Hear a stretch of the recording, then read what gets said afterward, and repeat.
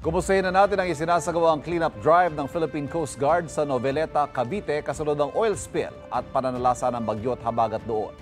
May unang balita live si Jomer Apresto. Jomer? Ivan, good morning. Nagsimula na ang cleanup drive ng mga tauhan ng Philippine Coast Guard at ilang volunteer dito sa Long Beach Resort sa Barangay San Rafael 4 sa Noveleta, Cavite. Dati daw itong tourist destination pero kung makikita nyo ang aking paligid, puno pa ng mga basura na inanod dahil sa pananalasa ng bagyong Karina at habagat.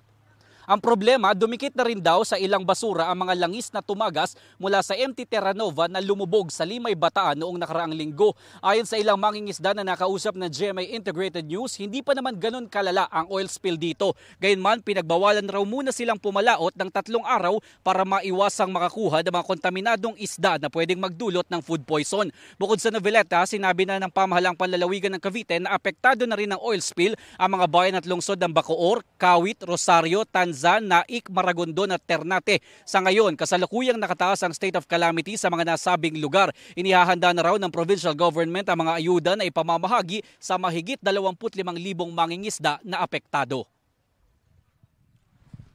Sana naman po mawala na po sa 3 araw kasi alam niyo naman may gastusin tayo, mga bata pupasok, may bayarin tayo sa mga kuryente, tubig.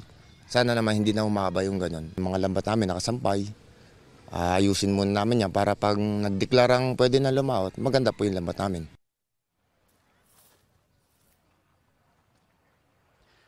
Samantala, Ivan, sa ngayon ay nagpapatuloy ang cleanup drive dito nga sa lugar. Nakatakda rin daw magtungo mamaya ang Cavite Provincial Government para magbigay ng tulong sa mga apektadong mangingisda. At yan ang unang balita mula dito sa Noveleta, Cavite. Ako po si Jomer Apresto para sa GMA Integrated News.